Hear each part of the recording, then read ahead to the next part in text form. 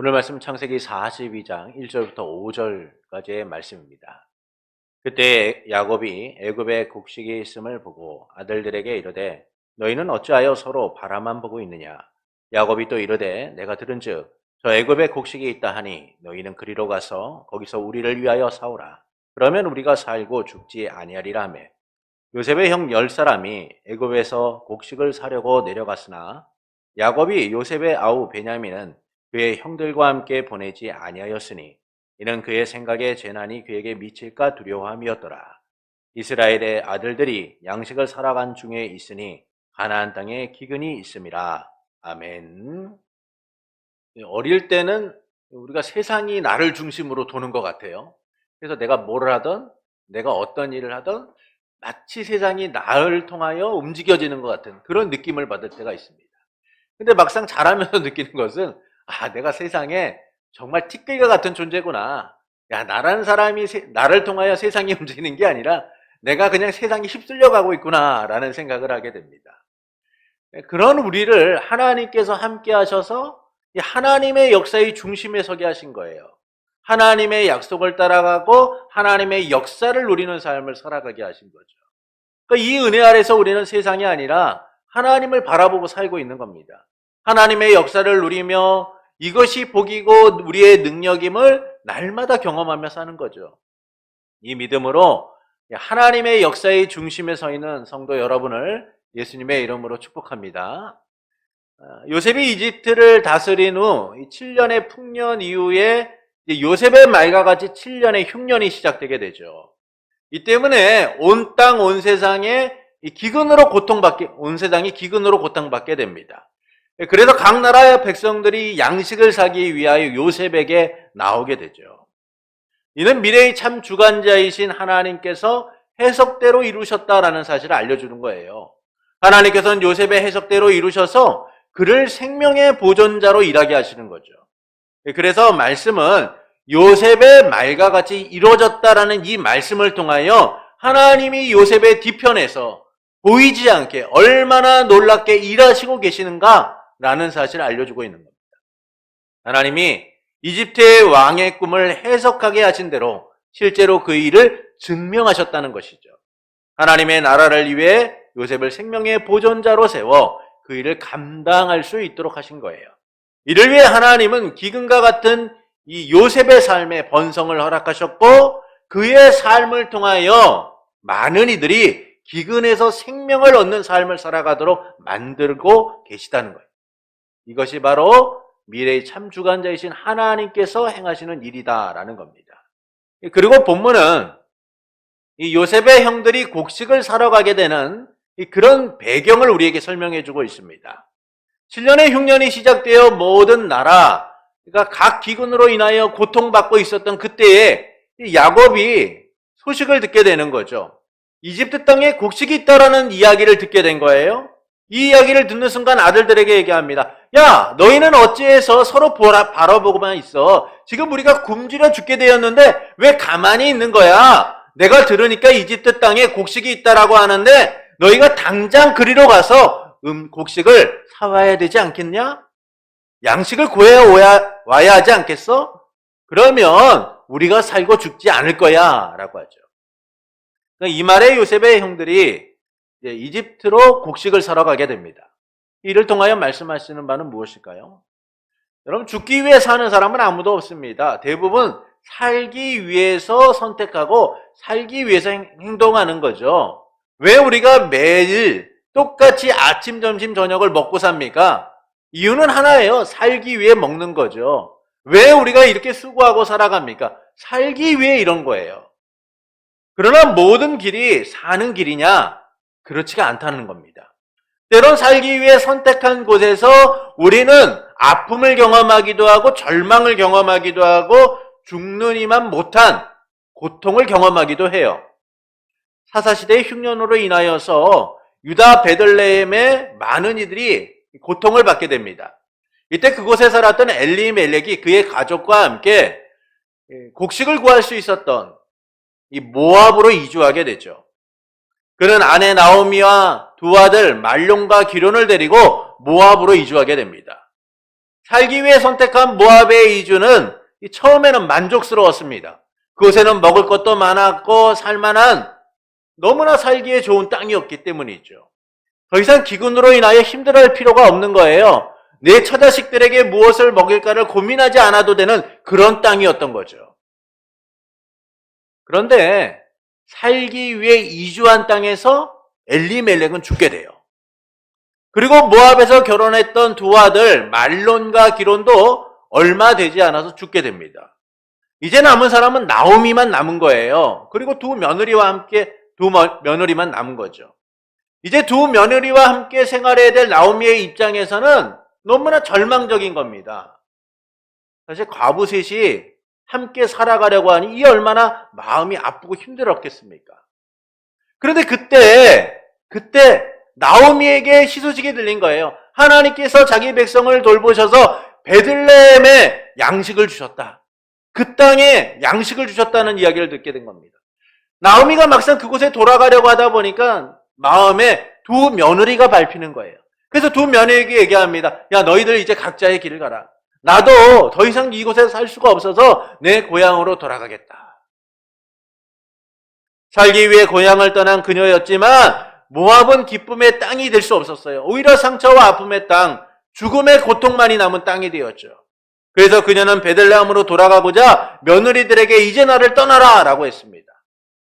그러나 룻마는 그녀의 곁에 남게 되죠. 그래서 다시 고향으로 돌아오게 돼요.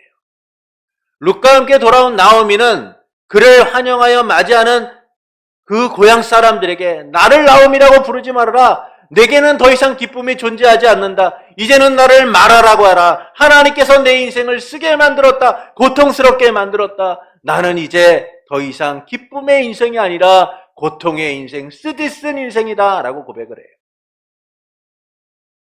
이처럼 사람들은요, 살기 위해 선택한 곳에서요, 아픔을 경험할 때가 있어요.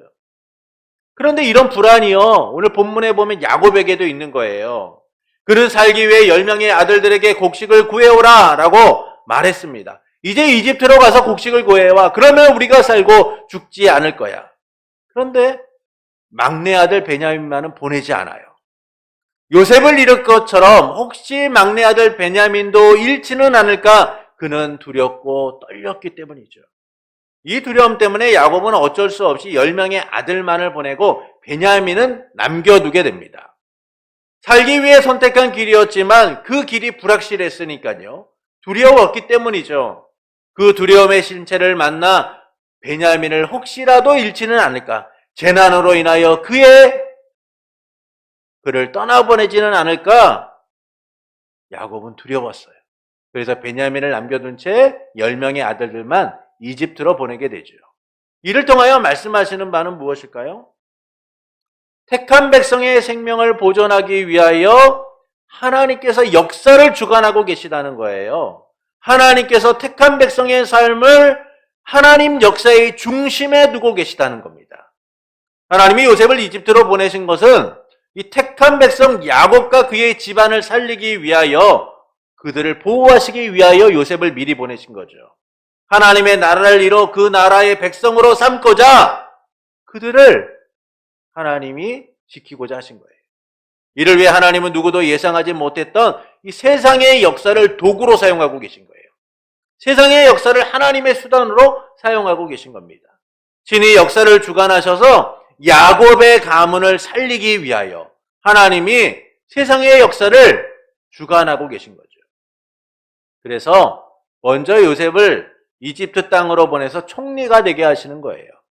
그리고 요셉이 총리가 되는 과정 속에서 이집트 왕이 꿈을 꾸게 하시고 요셉이 해석하게 하신 후에, 그리고 그 해석대로 하나님이 그 일을 이루셔서 온 땅과 각 나라의 백성들이 곡식을 구하기 위하여 요셉에게 나오도록 만드는 거죠. 그리고 본문은 이 모든 과정 속에서 야곱의 가문이 곡식을 구하기 위하여 요셉에게 나아가는 그 배경을 설명해 주고 있어요. 야곱은 기근으로 인해 고통받던 현실에서 희소식을 듣게 됩니다. 이집트 땅에 곡식이 있다는 소식을 듣게 된 거죠. 이집트 땅에 가면 곡식을 얻을 수 있다라는 이야기를 듣게 된 거예요. 절망적인 현실에서 살 길이 열리게 된 겁니다. 지금 죽게 된 상황에서 이제 살아갈 길이 열리게 된 거죠. 이처럼 야곱이 이집트 땅에 들린 소식에 반응하는 것은 그가 처한 현실이요, 생명을 위협하는 안타까운 현실이었기 때문인 거예요. 본문 1절과 2절을 좀 보시겠습니다. 본문 1절부터 2절입니다. 그때 야곱이 애굽에 곡식이 있음을 보고 아들들에게 이르되 너희는 어찌하여 서로 바라보고만 있느냐? 야곱이 또 이르되 내가 들은즉 저 애굽에 곡식이 있다가 하니 너희가 그리로 가서 거기서 우리를 위하여 사오라. 그러면 우리가 살고 죽지 아니하리라. 그러니까 야곱이 기근으로 인하여 겪고 있었던 현실이 얼마나 심각한가를 이렇게 설명해 주고 있는 거예요. 곡식 구하러 가면 우리가 살고 안 구하러 가면 우리가 죽게 돼 있어. 그러니 너희는 당장 이집트로 가. 생명을 보존하고 지킬 방법이 없다는 거예요. 이집트로 가지 않으면 그들은 다 굶어 죽게 생겼다는 거예요. 이는 기근이요, 좁은 지역에서만 일어난 것이 아니라 그것이 광범위하게 넓혀져 있었다는 사실을 우리가 확인하게 돼요. 야곱의 가문도 이 기근으로 인하여 고통받는 상황 가운데 놓였다는 것이죠. 그들은 이 기근의 위협으로부터 벗어날 길이 없었다는 겁니다. 그래서 창세기 41장 56절부터 57절은 이 기근의 범위가 얼마나 대단했는가를 이렇게 설명해 주고 있죠. 창세기 41장 56절부터 57절입니다. 온 지면에 기근이 있음에 요셉이 모든 창고를 열고 애굽 백성에게 발세 애굽 땅에 기근이 심하며 각국 백성도 양식을 사려고 애굽으로 들어와 요셉에게 이르렀으니 기근이 온 세상에 심하였더라. 온 지면에 기근이 있었고 온 세상에 그 기근이 심하였다라는 거예요. 피할 수 있는 상황이 아니라는 거예요. 피할 수 없는 상황이라는 거죠. 이 점에서 야곱이 아들들에게 이집트에 가서 양식을 구하라 라고 말하는 것은 선택의 여지가 없다는 겁니다. 그들은 살기 위해 죽지 않기 위해서는 이집트에 반드시 가서 곡식을 구해야만 하는 거예요. 이처럼 야곱의 가문은 이 기근을 피해서 살기 위한 선택을 하게 됩니다. 그런데 야곱은 이 베냐민을 제외한 10명의 아들들만을 보내게 되죠. 그 이유에 대하여 본문 4절은 이렇게 말씀합니다. 야곱이 요셉의 아우 베냐민은 그의 형들과 함께 보내지 아니하였으니 이는 그의 생각에 재난이 그에게 미칠까 두려워함이었더라. 야곱은 이미 이 요셉을 잃은 아픔을 갖고 있었어요. 이 경험 때문에 야곱은 베냐민을 보내는 것이 두려웠던 겁니다. 혹시라도 베냐민을 보냈다가 요셉처럼 그도 잃게 될까봐 두려웠던 거죠. 그래서 야곱은 살기 위하여 10명의 아들을 보내면서도 베냐민을 남겨두게 되는 거예요. 여러분, 이 베냐민을 남겨두는 이 일이요, 나중에 보면 이 하나님의 말씀대로 이루어졌다는 사실을 우리가 확인하게 됩니다. 요셉이 첫 번째 꿈을 어떤 꿈을 꾸나요? 요셉에게 형들의 단이 절하는 꿈을 꿔요. 그런데 그 꿈대로 요셉의 형들이 요셉에게 가서 절을 하고 곡식을 구하는 장면이 이후에 나오게 됩니다. 이것은 하나님께서 인간의 자유로운 선택과 의지 속에서도 그분의 뜻이 얼마나 구체적이고 분명하게 나타나는지를 보여주고 계신 거죠. 그러나 야곱은 여전히 인생의 기근 가운데 두려워하고 있었고 떨고 있었다는 거예요. 그럼에도 불구하고 하나님은 그 기근 속에서 하나님의 뜻하신 바를 선하게 이뤄가고 계시다는 거예요. 이처럼 야곱의 가문도 온 세상에 일어난 기근으로 인하여 살기 위한 선택을 하게 됩니다. 죽지 않고 살기 위하여 요셉에게 나오게 되는 거죠. 이 모든 과정이 야곱의 가문을 살리기 위한 하나님의 목적에 있는 거예요. 이를 위해 하나님은 세상의 역사를 주관하셔서 그 뜻을 이루고 계신 겁니다. 택한 백성의 생명을 보존하여 그들을 살리기 위하여 하나님은 세상의 역사 전체를 주관하고 계신 거예요. 여러분, 이거 얼마나 충격적인 말씀입니까? 왜냐하면 세상의 역사의 중심보다는 주변으로 살아가고 있는 우리에게 우리가 세상의 중심이다, 우리가 하나님 역사의 중심이다라고 말씀하고 있는 이 본문의 말씀은 하나님이 우리를 얼마나 놀랍게 사용하고 계신가, 우리를 위하여 얼마나 놀라운 일을 행하고 계신가를 바라보게 하는 거예요. 여러분, 이것은 실로 충격적이라고 말할 수밖에 없어요. 세상의 역사 안에 존재하는 작은 입자와 같은, 티끌과 같은, 먼지와 같은 우리가 하나님에게는 그렇지 않다는 거예요. 그래서 말씀은 하나님의 목적을 따라 우리를 중심으로 세상의 역사가 어떻게 펼쳐지고 있는가를 보여주고 있는 거예요. 여러분, 이게 이해가 되시나요?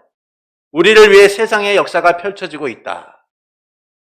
우리는 여전히 세상의 역사에 휩쓸려가는 작은 존재일 뿐인데 우리를 중심으로 세상의 역사가 펼쳐지고 있다라는 것이 사실 이해가 되지 않아요. 그러나 하나님은 택한 백성을 위하여 세상의 역사를 그분의 뜻대로 움직이시면서 생명을 보존하고 계시다는 거예요.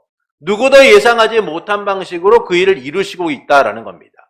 이 과정에서 하나님은 인류의 역사나 문화나 사회나 사람 등 그분의 뜻을 이루기 위한 도구로 사용하고 계신 거예요. 야곱의 가문을 살리기 위하여 하나님은 요셉을 이집트로 보내실 뿐만 아니라 요셉이 만나는 사람들을 통하여 역사하시고 결국 온 세상에 기근을 주심으로, 온 세상의 역사를 주관하심으로 야곱의 가문이 결국은 요셉에게 나오도록 만드신 거죠. 야곱의 가문의 생명을 살리기 위하여, 보존하기 위하여 하나님은 세상의 역사를 주관하시고 계신 거예요. 만약 기근이 이집트 땅에 일어나지 않았다면, 또는 그 기근이 짧았다면 어떨까요? 야곱의 가문은 이집트에 갈 필요가 없는 거예요. 그러나 하나님은 7년의 풍년과 7년의 흉년, 그리고 그 영향력이 온 땅과 온 나라에 미치게 하심을 통하여 야곱의 가문도 어쩔 수 없이 이집트로 향하게 하는 것이죠. 이는 하나님께서 아브라함에게 약속하셨던 그 일을 이루어 하나님의 나라를 이루시고자 야곱과 그의 가문을 위해 일하고 계신다는 거예요. 역사하신다는 거죠. 하나님이 택하신 자들을 위하여 세상의 역사를 주관하고 계시다는 겁니다. 그들을 세상의 역사의 중심에 두고 하나님의 은혜를 누리도록 만드시는 거예요. 생명을 보존하도록 하나님은 온 우주의 중심에 그들을 놓고 일하고 계신 거예요. 온 우주의 중심에 우리를 놓고 일하고 계신 거예요. 이와 같은 놀라운 일을 우리는 에스더서를 통하여 확인하게 됩니다. 여러분, 에스더서 1장에 보면은 페르시아 제국의 왕비였던 와스디라는 이 여인이 폐위를 당하는 내용이 나와요. 아수로 왕이 된 지 3년째 되던 해, 그는 모든 귀족과 신하들을 불러서 잔치를 벌이게 됩니다. 그 잔치가 얼마나 성대했던지 무려 180일 동안 잔치가 벌어지게 돼요. 왕은 자기 왕국의 부와 위엄과 영광을 나타내면서 마음껏 뽐내고 흥에 겨워서 잔치를 벌이고 있었습니다. 그리고 왕이 한참 잔치가 무르익을 때 왕후 와스디를 백성들에게 보여주고 싶었던 거예요. 너무나 아름다운 여인, 내가 사랑하는 여인 와스디를 온 귀족과 백성들에게 보여주고 싶었습니다. 그래서 와스디를 신하를 통해 부른 거죠. 가서 와스디 좀 불러와. 근데 이 와스디가 왕의 말을 거절해버린 거예요. 아니, 너만 잔치하고 있어? 나도 잔치하고 있고 나도 할 일이 있는데, 아니, 내가 부른 데고 갈 것 같아? 웃기지도 마, 안 가. 와스디가 왕의 말을 거역한 겁니다. 이 이야기를 들은 왕이 너무나 화가 난 거죠. 아니, 왕이 부르는데 안 나와? 그래서 법률가들을 불러 얘기하는 거야. 야, 왕이 불렀는데 왕후가 안 났단 말이야. 이럴 때는 어떻게 해야 되지? 법률가들이 얘기하는 거죠. 왕이시여, 법을 따져보니까 이런 경우에는 와스디를 폐위해도 됩니다. 왕이시여, 이것은 왕의 명령을 거절한 것이기 때문에 그 여인이 어떻게든 왕이 마음대로 처분하셔도 됩니다. 이로 인하여 왕후 와스디가 폐위를 당하게 됩니다. 그리고 나서 이 페르시아 제국은 새로운 왕후를 뽑게 돼요. 그 과정에서 소수 민족이었던 유다 사람 에스더가 페르시아 제국의 왕으로 뽑히게 됩니다. 그 에스더는 유다 백성을 말살시키려는 그 하만의 계략을 무너뜨리고 백성을 구하는 일에 쓰임받게 되죠. 이를 위하여 하나님은 친히 이 세상의 역사를 주관하신 거예요. 당시 가장 강대국이었던 페르시아 제국의 역사를 주관하셔서 와스디를 폐위시키고 에스더를 왕으로 세우신 겁니다. 에스더가 생명을 걸고 유다 백성을 위하여 왕에게 나아가게 될 때, 그때 모르드게가 얘기하는 거죠. 이 일을 위하여 너를 세우신 것이 하나님이실지 모른다라고 얘기해요. 그때 에스더가 죽으면 죽으리라는 각오로 왕에게 나아가게 되죠. 여러분, 왕이 부르지 않으면 나가면 죽어요. 그런데 에스더가 왕의 부름이 없었음에도 불구하고 왕에게 나가게 됐을 때 하나님이 그 왕의 마음을 움직이셔서 그 여인의 아름다움을 보고 그 여인의 마음, 그 여인을 보고 마음이 너무나 흡족하여 에스더의 모든 것들을 들어주겠다라고 고백하죠. 그리고 하나님은 이 위기의 상황에서 역전시키셔서 오히려 유다 백성의 말살이 아니라 하만 족속의 말살을 행하십니다. 여러분, 이처럼 하나님이 그의 택한 백성을 살리실 때, 그 택한 백성을 이루실 때는 언제나 세상의 중심에 그들을 두고 하나님 역사의 중심에 두고 일을 하시는 거예요. 어제 하영이가 공연이 있어서 제가 잠깐 가서 보고 왔는데 제 눈에는 하영이밖에 안 보이더라고요. 뭘 하는지 대사나 말투나 감정이나 하영이밖에 안 보여요. 여러분, 제 눈에도 하영이밖에 안 보이는데 하나님의 눈에 우리만 보이는 것은 너무나 당연하잖아요. 여러분, 하나님이 우리를 너무나 끔찍하게 사랑하시는 거예요. 하나님이 자기의 독생자 예수 그리스도를 내어주시면서까지 우리를 자녀 삼으셨어요. 그 주님께서 우리를 그분의 중심에 두고 세상의 역사의 중심에 두고 일하신다는 것은 그렇게 충격적인 일이 아니에요. 너무나 당연한 일이죠. 우리가 세상에서 먼지 같고 의미 없는 존재인 것처럼 보여도요, 하나님은 온 세상의 중심에 우리를 두고 언제나 바라보시고 함께 하시는 거예요. 하나님의 뜻에 따라 우리를 위해 세상의 역사를 펼치시고 하나님의 역사의 중심에 서게 하시는 거예요. 여러분, 이처럼 야곱의 아들들이 이집트의 양식을 구하러 가는 내용은 하나님이 그들을 세상의 중심에 두고 어떻게 일하고 계시는가를 보여주는 거예요. 내가 택한 백성이다. 저들이 내가 생명을 살리고자 하는 자들이다라고 알려주고 계신 거죠. 그래서 하나님은 세상의 역사를 주관하시면서까지 그들을 중심에 두고 살리고자 하시는 거예요. 그리고 하나님께서 그 역사의 중심에 우리를 두고요, 독생자 예수 그리스도를 보내신 거예요.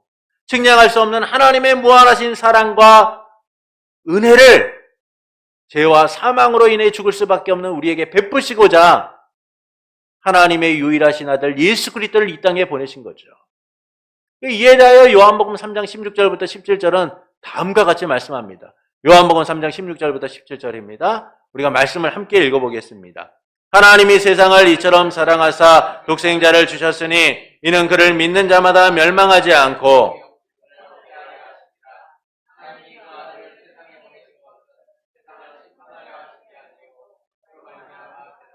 구원받게 하십니다.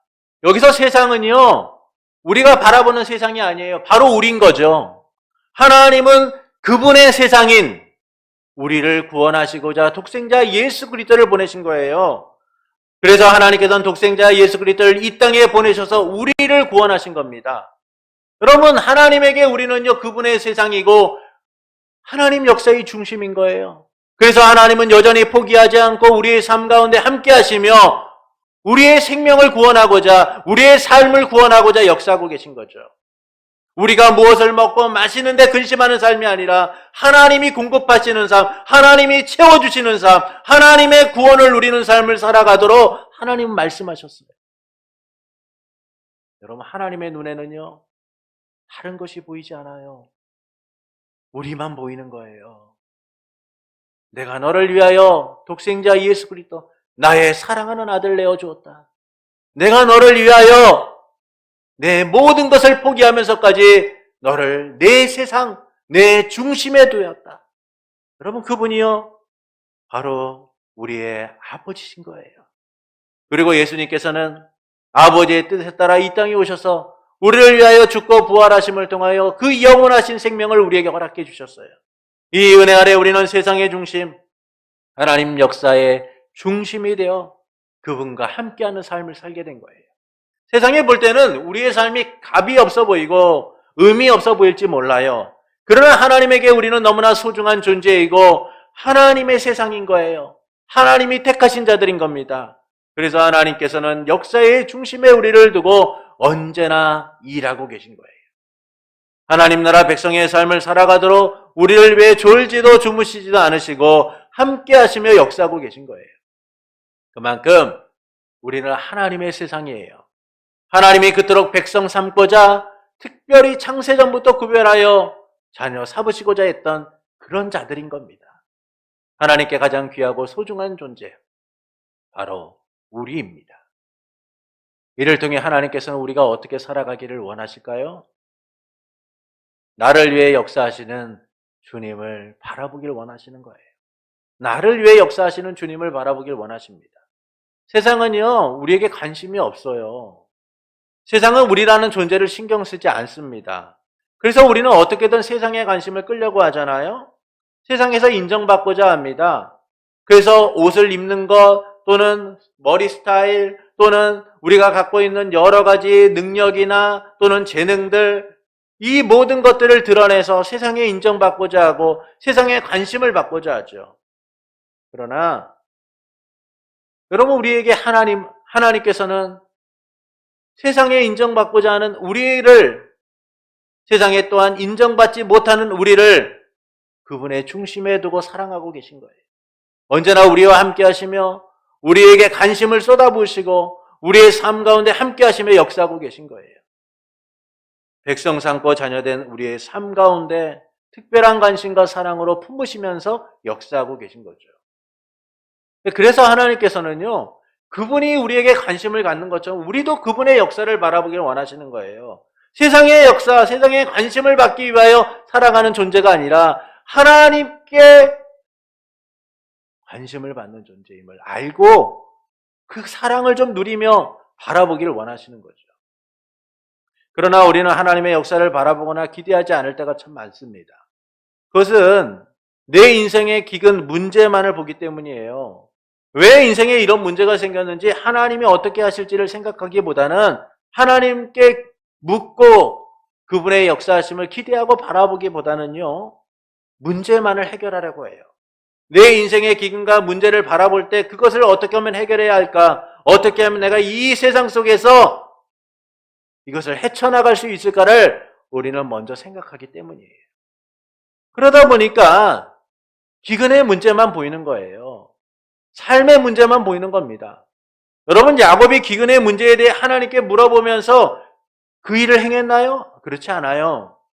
양식을 구할 수 있다는 소식을 듣는 순간 그는 아들들을 작달합니다. 야, 늙은 내가 갈까? 너희들이 가야지. 우리가 지금 죽게 생겼는데 너희가 가야지. 지금 뭐 하고 있는 거야? 얼굴만 볼 때가 아니라니까 지금. 그러면 그는 아들들에게만 이집트로 가라고 합니다. 무엇만 보고 있어요? 기근의 문제만 보고 있는 거예요. 당장 이 문제를 해결할 생각밖에 없는 거죠. 그러면서 그는 베냐민을 혹시라도 보냈다가 재난을 당하지는 않을까 걱정하며 형들과 함께 보내지 않아요. 이처럼 야곱은 그의 인생을 선하게 인도하셨던 하나님을 바라보지 못하고 있는 거예요. 그러나 여러분, 야곱의 인생을 보십시오. 하나님이 그의 인생을 어떻게 인도하셨는가? 여러분, 야곱의 삶은요, 하나님에 의해 세워진 삶이에요. 야곱의 삶은 어떤 삶입니까? 사기꾼과 같은 삶이잖아요. 형도 속이고 아버지도 속이고, 그리고 나서 형이 죽이려고 하자 도망갑니다. 그리고 그곳에 가서는 삼촌 라반에게, 장인 라반에 의하여 사기를 당하잖아요. 그리고 고향으로 돌아가는 과정 속에서 두려움으로 떠나요. 염려와 걱정을 가지고 그 길을 향하게 됩니다. 사실 그의 삶 전체가 무엇 하나 쉬운 삶이 없어요. 그러나 하나님 그런 야곱의 삶 가운데 함께 하시면서 그의 하나님이 되시고 그의 삶을 세워가셨어요. 그렇다면 야곱은 지금 인생의 기근이 왔을 때, 삶의 위기가 왔을 때 하나님께 물어봤어야죠. 하나님, 어떻게 해야 됩니까? 지금까지 나를 하나님의 중심에 두시고 역사하셨듯이 지금 내게 무엇을 하시기를 원하십니까? 물어봤어야죠. 그러나 야곱은 기근의 문제만 보고 있는 거예요. 자기의 삶의 두려움의 문제만을 보고 있는 겁니다. 그래서 세상적인 방법으로 그것을 해결하려고 하고 있는 것이죠. 여러분, 이런 야곱처럼 우리도요, 우리의 삶에 문제가 닥쳤을 때에 그것만을 바라보고 우리의 방식으로, 세상의 방식으로 해결하려고 해요.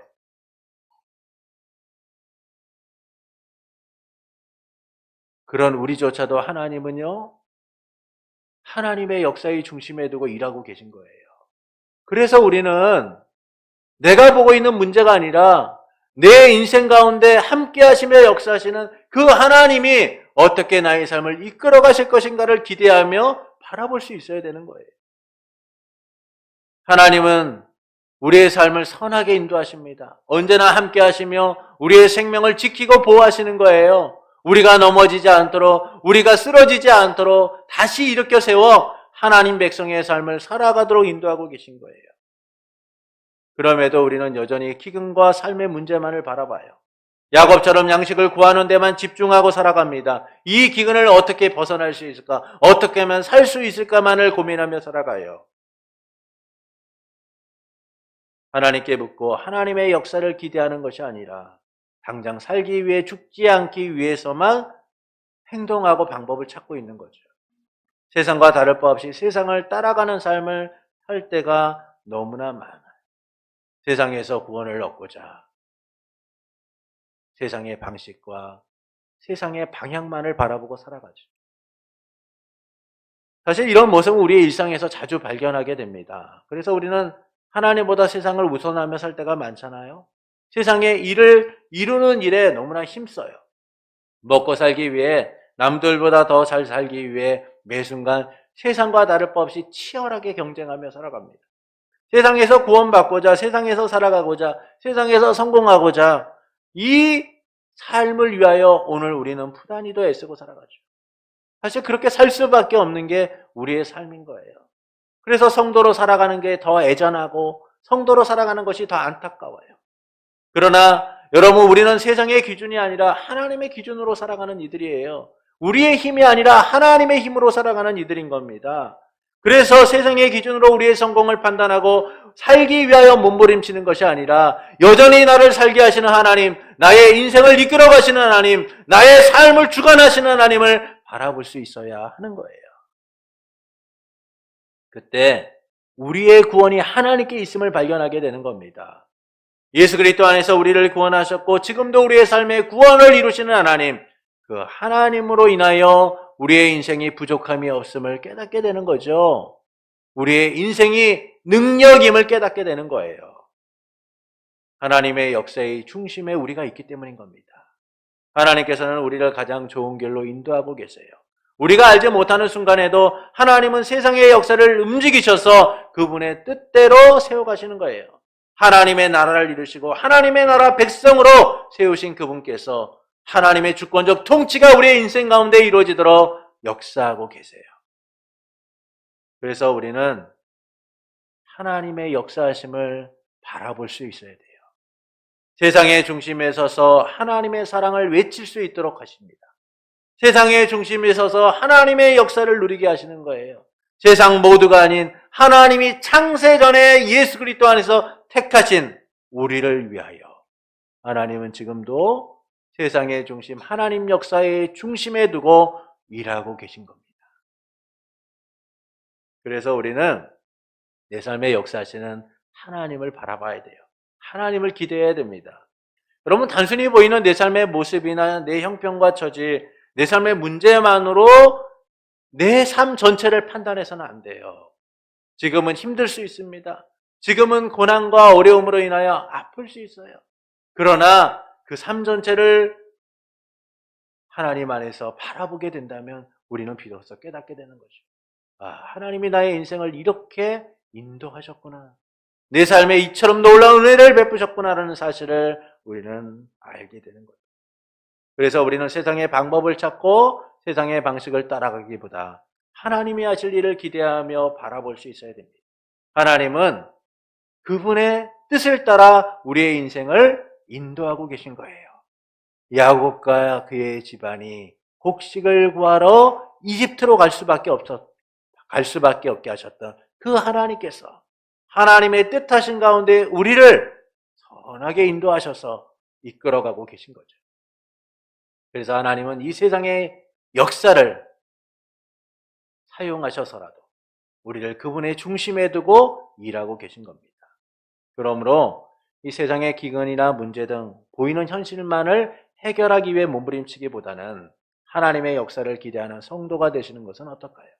우리를 세상의 중심에 두고 하나님의 역사의 중심에 두고 일하시는 그분의 은혜만을 바라보고 그 은혜를 누리고자 하나님께 기대하고 살아가는 성도가 되시는 것은 어떨까요? 사랑하는 성도 여러분, 기근으로 인해 고통받던 야곱은 이집트에 곡식이 있다는 소식을 듣는 순간 10명의 아들들을 이집트로 보내게 됩니다. 이는 택한 백성의 생명을 보존하기 위하여 역사를 주관하시는 하나님을 우리에게 알려주고 있는 거예요.